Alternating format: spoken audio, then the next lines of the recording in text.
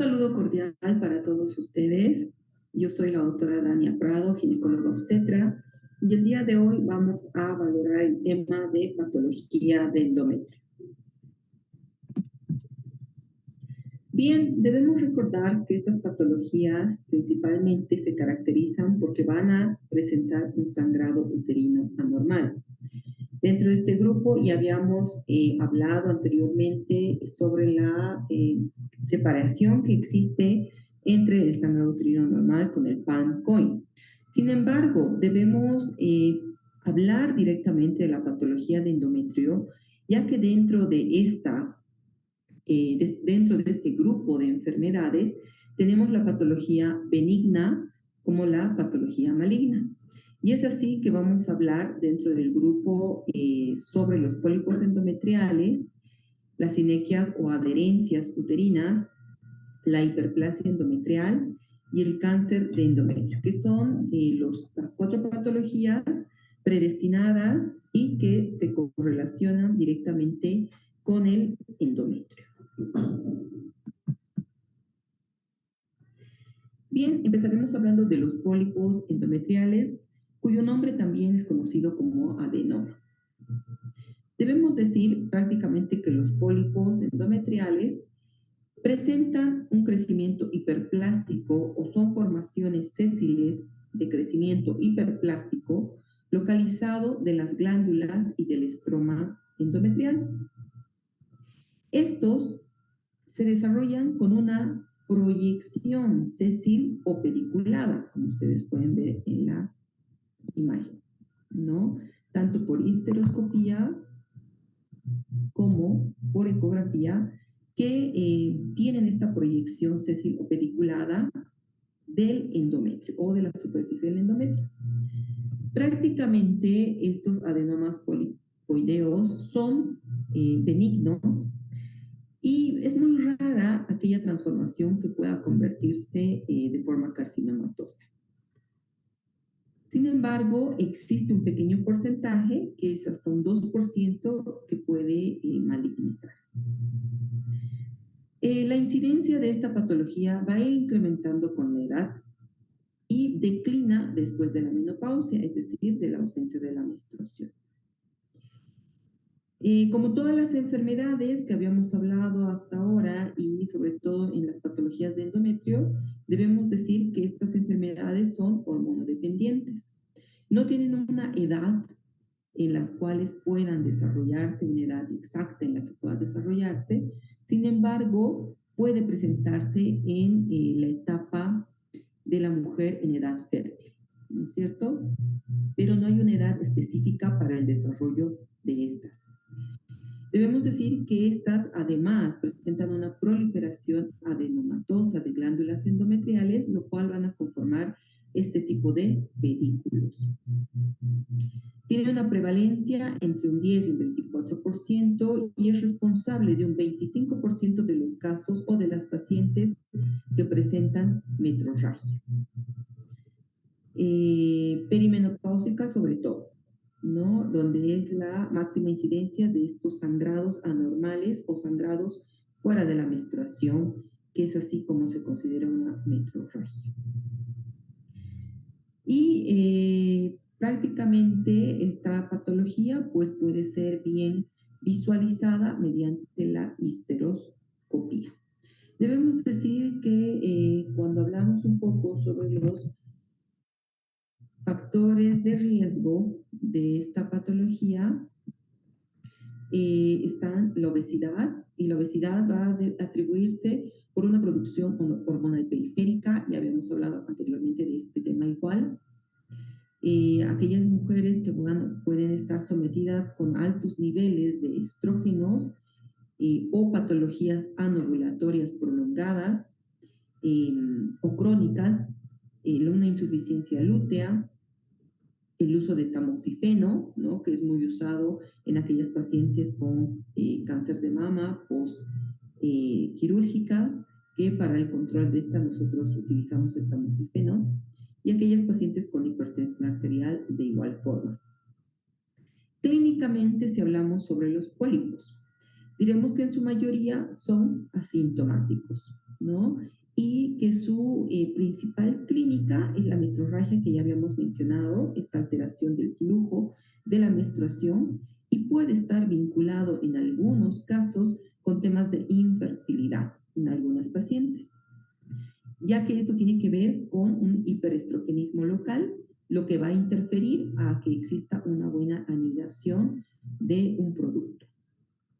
Prácticamente el diagnóstico de esta patología es mediante ultrasonografía, que es lo principalmente que nosotros solicitamos, en el cual vamos a ver en la cavidad endometrial estas formaciones sésiles eh, de endometrio engrosado, ¿no? Con un pedículo en el cuello prácticamente de cada pólipo, ¿no? Entonces son formaciones sésiles pediculadas que pueden otorgar un crecimiento endometrial anormal, lo cual va a conllevar al tema de la metrorragia.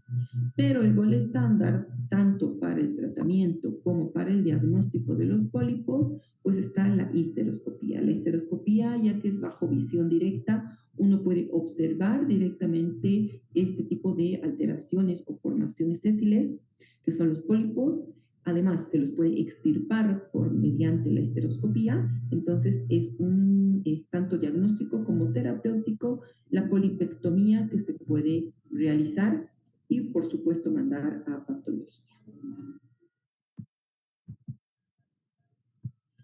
Cuando hablamos sobre las sinequias uterinas, prácticamente el tema de sinequias uterinas es una consecuencia que se va a presentar por un problema que pueda haber presentado una paciente.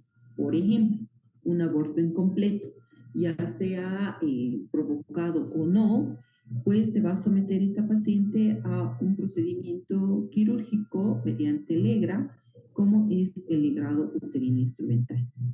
En ciertas instancias, cuando este legrado uterino instrumental es demasiado invasivo, es decir, que sobrepasa las paredes endometriales, va a provocar este tipo de alteración a nivel del endometrio.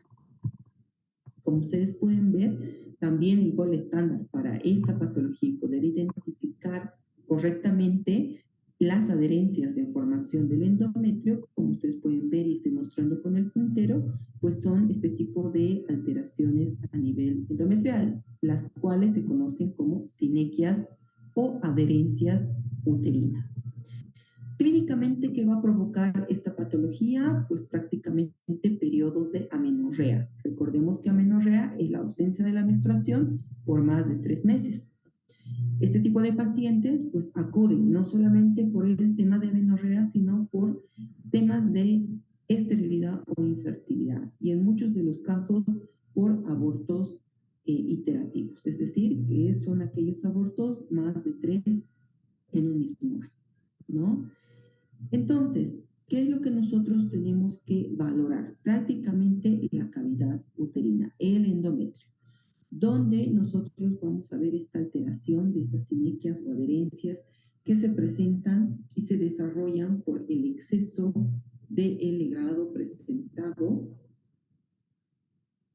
Y por lo tanto, prácticamente el tratamiento es la liberación de estas adherencias o de estas sinequias. Una vez que se realiza la liberación mediante histeroscopía de estas adherencias uterinas, pues se debe dejar un dispositivo intrauterino, pero hormonal. Sobre todo, debe ser rico en estrógeno para que pueda favorecer al desarrollo y evitar las nuevas formaciones de sinequias que puedan presentarse. Una vez utilizando este tipo de tratamiento con levonorgestrel, dispositivo intrauterino con levonorgestrel, pues prácticamente el endometrio sana de forma adecuada, evitamos nuevas adherencias uterinas y posteriormente a este tratamiento, por lo menos en un mínimo de 6 a 8 meses de tratamiento, se puede esperar un deseo gestacional en cuanto a las pacientes que tengan el deseo gestacional, ¿no? Sin embargo, Este dispositivo puede permanecer de 4 a 5 años, que es el tiempo de duración que se presenta para que haya una regularidad normal de las menstruaciones y así estas pacientes vuelvan a presentar menstruación normal de forma cíclica y sin dolor.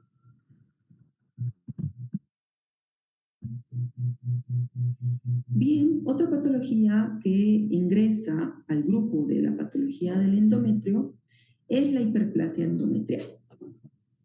Debemos decir que la hiperplasia endometrial va a corresponder a una proliferación glandular irregular de forma, tamaño e incremento en la relación glándula-estroma cuando se compara con el endometrio en la fase proliferativa.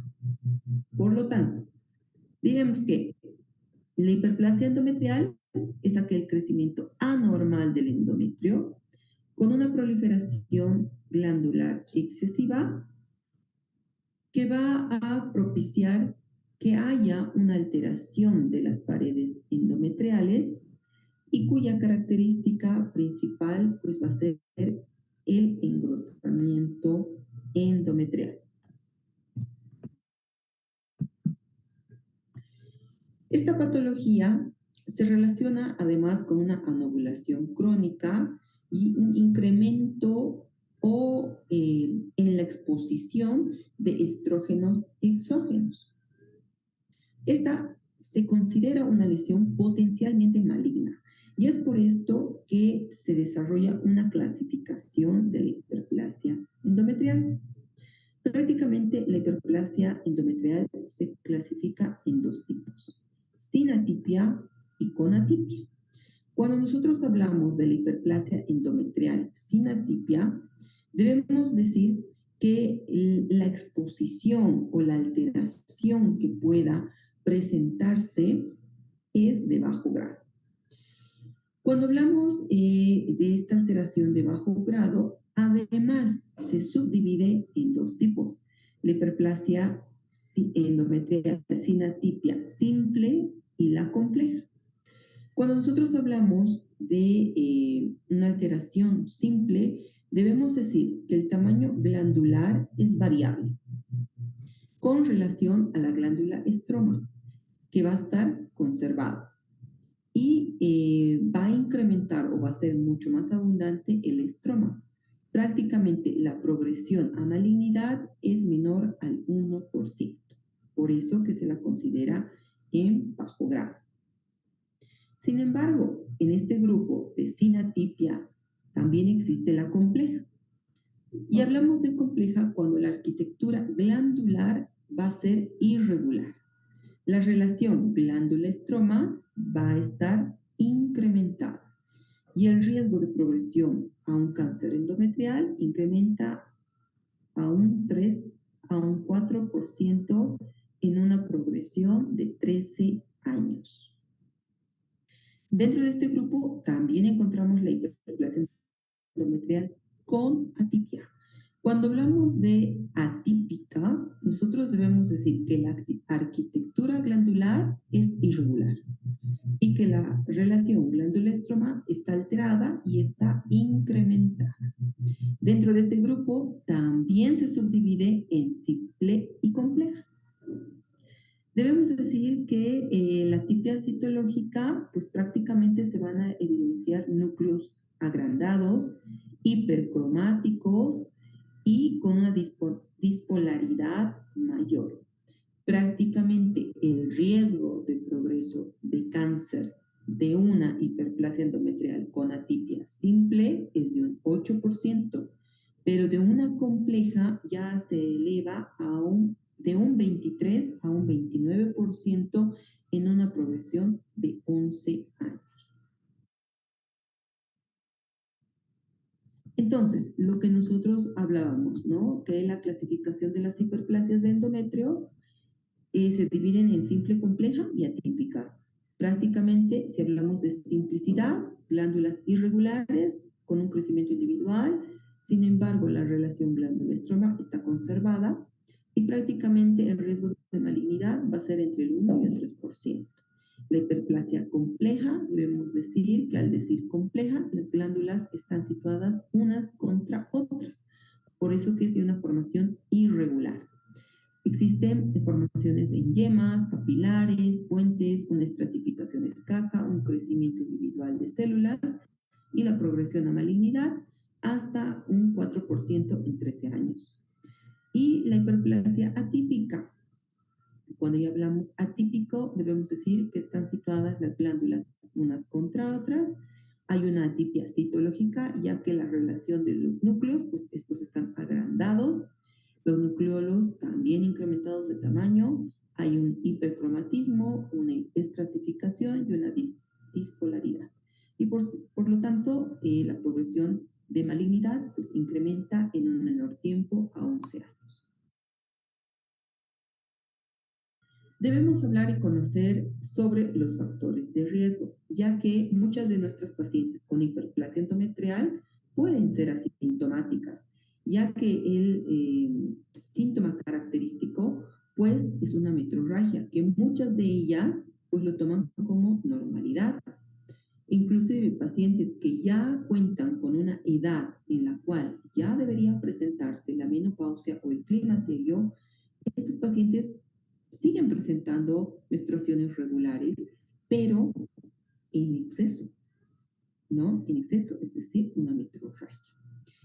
Y es por esto que es importante conocer estos factores de riesgo, sobre todo, ¿cuál es el que más afecta a una mujer posmenopáusica? La obesidad, ya que va a estar expuesta a estrógenos en muy altas dosis. Por este cambio a nivel del tejido adiposo, de la aromatasa, que provoca que la mujer esté expuesta a los estrógenos en altas dosis. La edad, pacientes mayores de 35 años también están expuestas a esto, sobre todo si la menarca ha sido temprana, entonces el tiempo de exposición a estrógenos es mayor. El hiperestrogenismo, pues el mismo hecho de estar expuestas a estrógeno por mucho tiempo prolongado, pues van a ser un factor de riesgo. El tamoxifeno, que ya lo habíamos mencionado de igual forma para los pólipos, en aquellas pacientes posoperadas por cáncer de mama, pues se las utiliza. ¿Qué provocan a nivel endometrial? Pues un engrosamiento irregular del endometrio, por lo tanto, mayor exposición a estrógenos y mayor riesgo de malignizarse. Temas de anovulación, como ser el síndrome de ovario poliquístico, que ya habíamos dicho que es una anovulación prolongada, ya que su hormona principal pues, son los estrógenos, y por lo tanto esta exposición estrogénica permanente pues, es lo que provoca también este riesgo.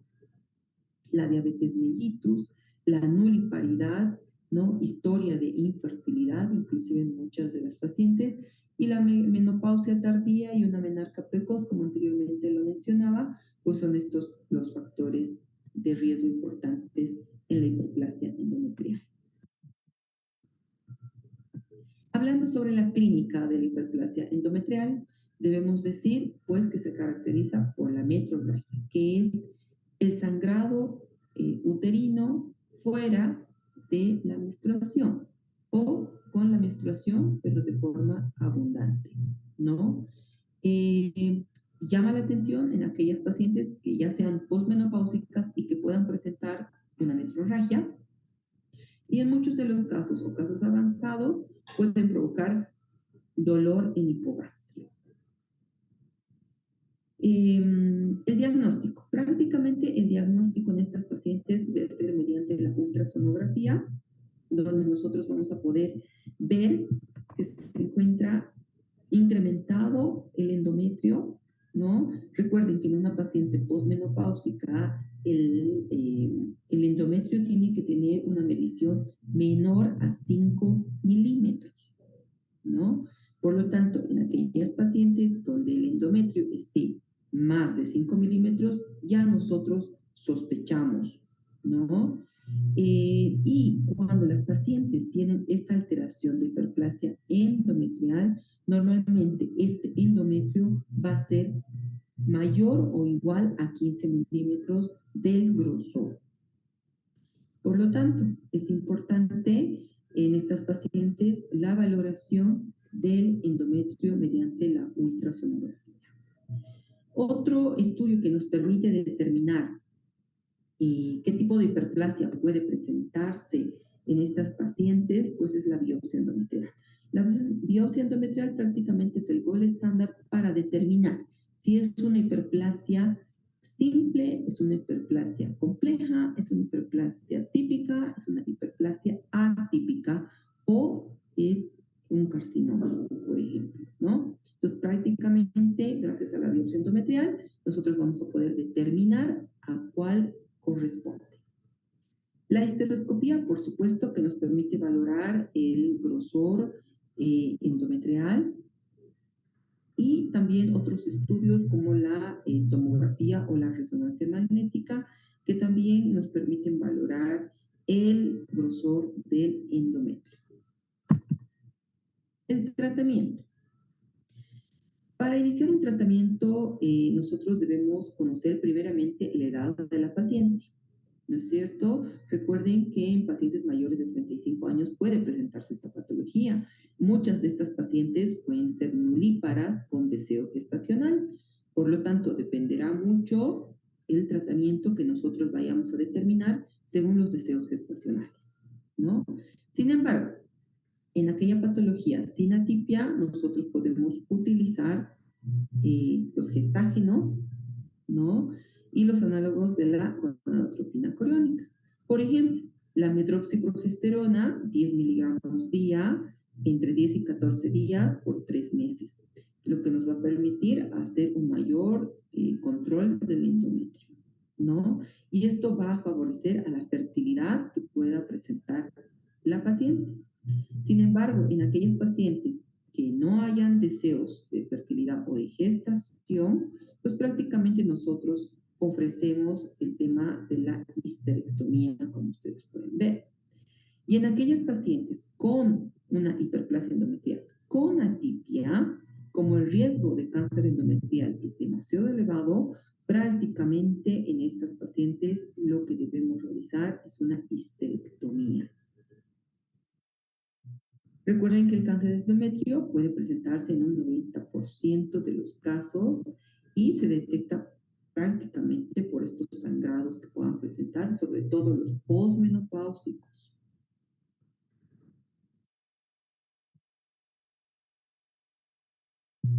Bien, hablemos ahora sobre el cáncer de endometrio. Prácticamente el cáncer de endometrio se la va a definir como una neoplasia maligna. Esta neoplasia maligna o tumor maligno se va a originar del epitelio de la mucosa endometrial. Eh, Prácticamente, dentro de la epidemiología de esta patología, debemos decir que es mucho más frecuente en aquellas mujeres mayores de 50 años, cuya máxima incidencia puede oscilar entre los 55 y 65 años de edad.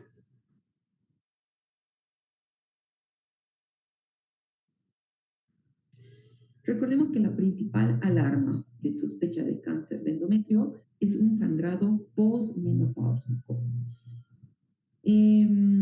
Prácticamente en estas pacientes, ¿qué se debe realizar en la posmenopáusicas o un sangrado posmenopáusica? Una biopsia endometrial. Esta biopsia endometrial nos va a poder indicar si hay algún tipo de hiperplasia, sobre todo la atípica. Y para ello es importante que nosotros mencionemos que en la neoplasia ginecológica, el cáncer de endometrio es una de las patologías más frecuentes en nuestro país y en varios países de Sudamérica. Prácticamente se estima que afecta entre un 2 y un 3% de las mujeres a lo largo de su vida. Y que se va a desarrollar una mujer de cada 38 mujeres que ya se encuentran en la posmenopausia. Es importante por esto conocer y saber bien los factores de riesgo.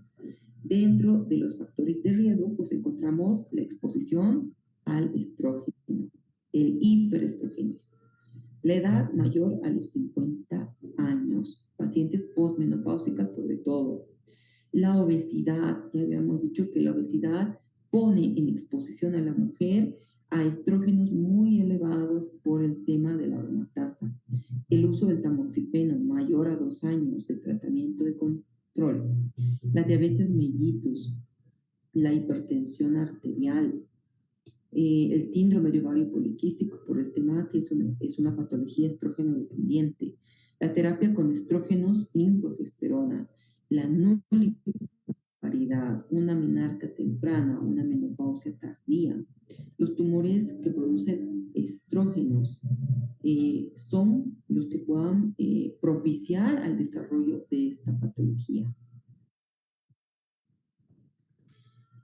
Ya hablando sobre la patología, debemos decir que existen, o de la anatomía patológica, debemos decir que se presentan de dos formas. Las podemos reconocer en el estudio de la histerectomía, una anatomía patológica macroscópica y una anatomía patológica microscópica.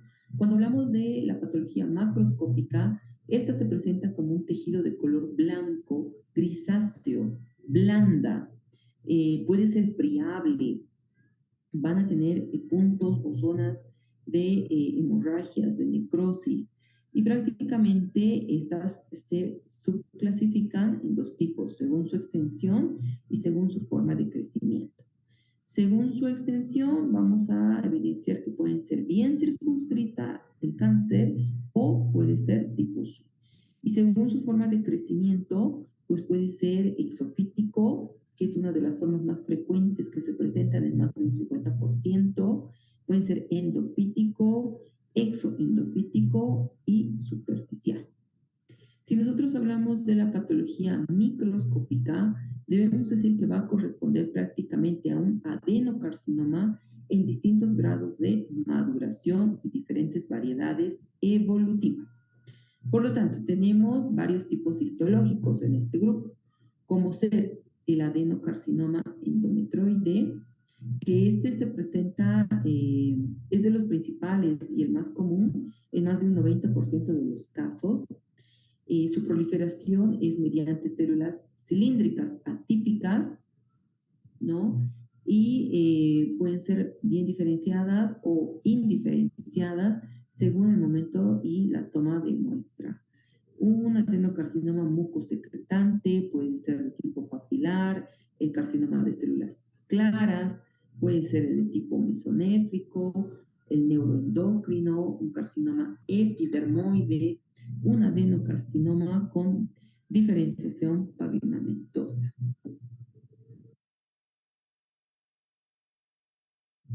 Hablaremos un poquito de cada una de ellas y de sus características que puedan presentarse. Cuando hablamos de un adenocarcinoma endometrioide, debemos decir que este se caracteriza porque es una proliferación de células cilíndricas. Normalmente se presentan en un 80 a un 90% de los casos. Si hablamos de un adenocarcinoma mucosecretante, será mucosecretante porque vamos a evidenciar un epitelio cilíndrico endocervical productor de moco. Por esto que se lo denomina mucosecretante.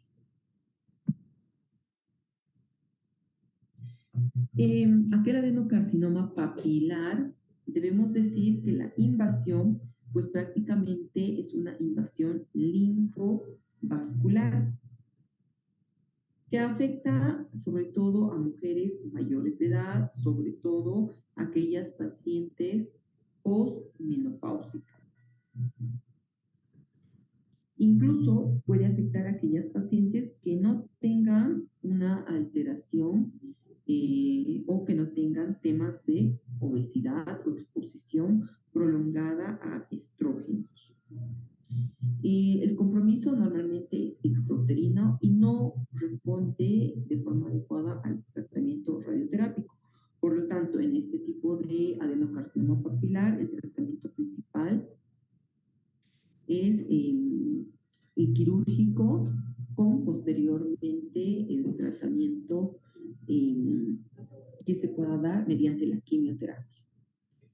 El carcinoma de células claras Prácticamente se habla de células de citoplasma claro distribuidos en nidos. Normalmente esta patología es de mal pronóstico, ya que la supervivencia es menor de 5 años. Y la clínica de esta patología prácticamente se destaca por la presencia de metrorragia, sobre todo posmenopáusica. Recuerden que la posmenopáusica es aquella que la menstruación ya no la ve más de 1, 2, 3 años y presenta un sangrado anormal.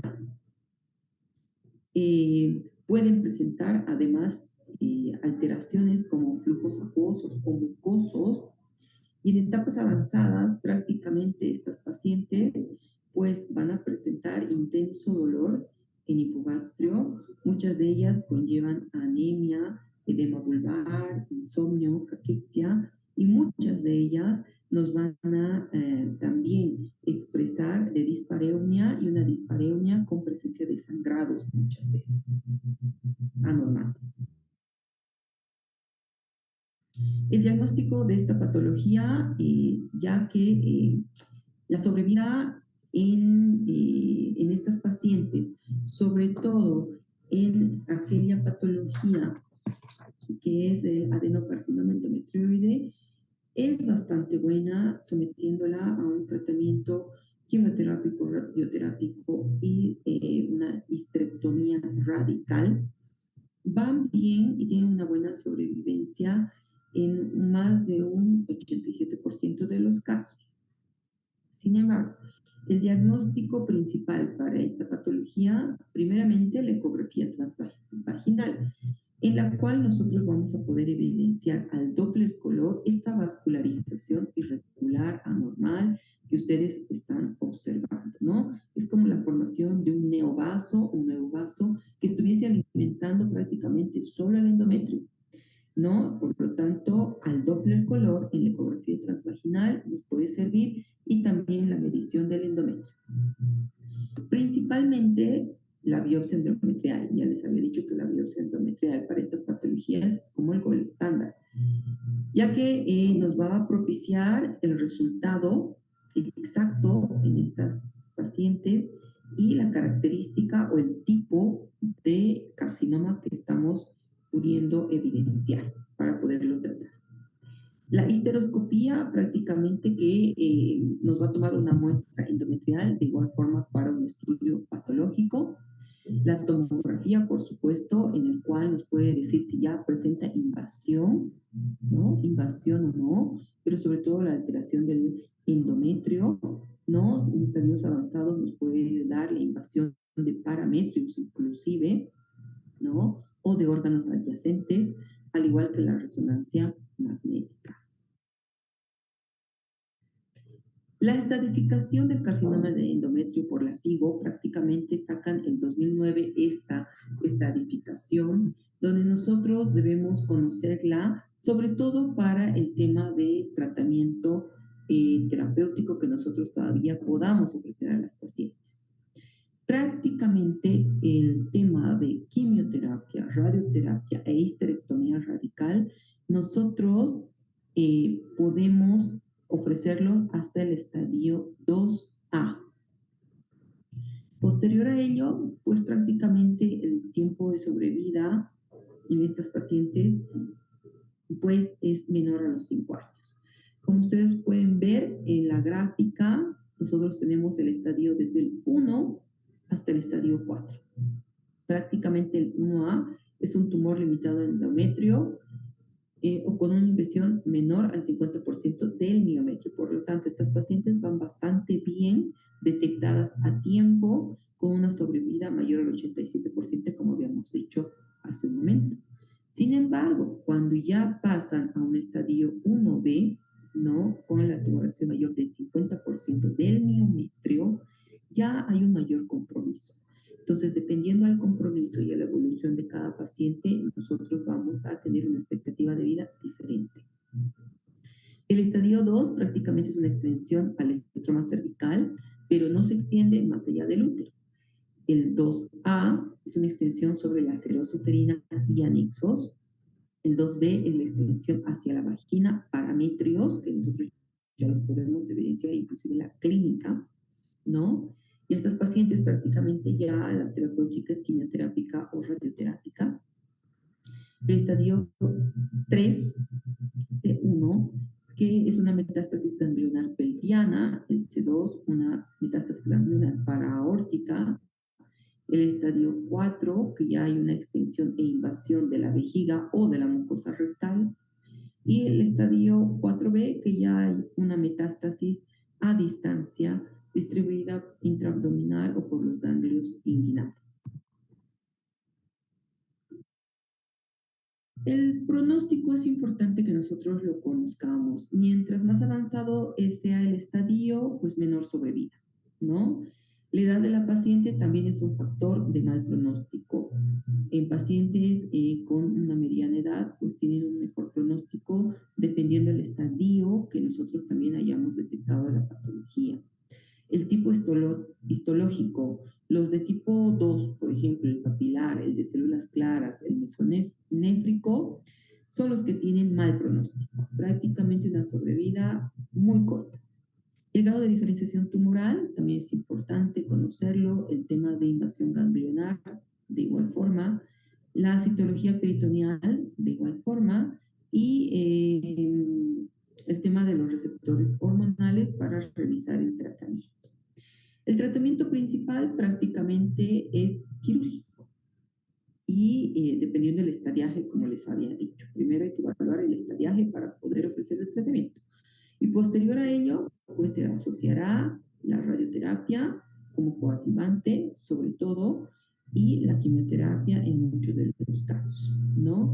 El estadio 1, que es de bajo riesgo, ¿qué es lo que se debería realizar? Una histerectomía radical más anexectomía.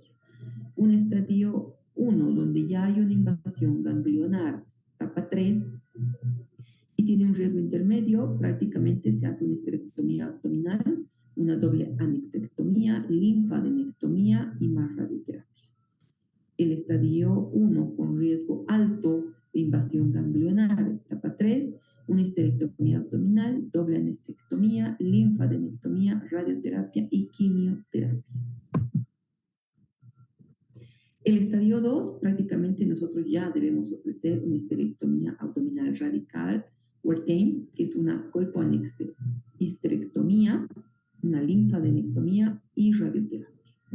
El estadio 3, pues habrá que analizar si se realiza una histerectomía abdominal o si simplemente pasamos al tema de radioterapia, quimioterapia y coadyuvante terapia del dolor. Y el estadio 4 prácticamente es la radioterapia, quimioterapia, muchas veces la hormonoterapia, pero sobre todo la terapia del dolor, en este caso de las pacientes, el tiempo de sobrevida es menos de un año. Y eso es todo en cuanto a patología endometrial. Espero que haya estado claro. Y es importante conocer y diferenciar y sobre todo dar mucha atención en aquellas pacientes menopáusicas o posmenopáusicas con sangrados anormales. Eso es todo. Muchas gracias por su atención.